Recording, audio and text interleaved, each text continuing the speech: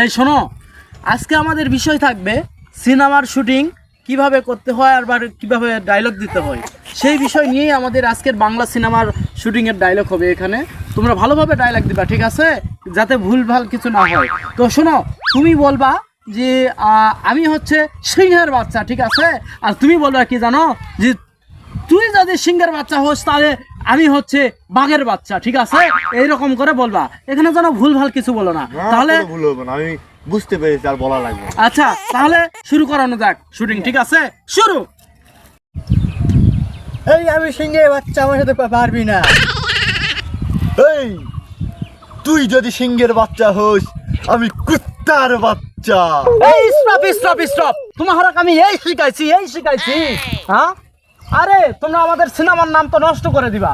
এই কুত্তার বাচ্চা কি, তোমাকে বলেছি যে তুমি হচ্ছে এই যদি হচ্ছে সিংহের বাচ্চা, তুমি হবে বাঘের বাচ্চা, এই বলবা। ও আমার ভুল হয়েছে, সরি আমার ভুল হয়েছে।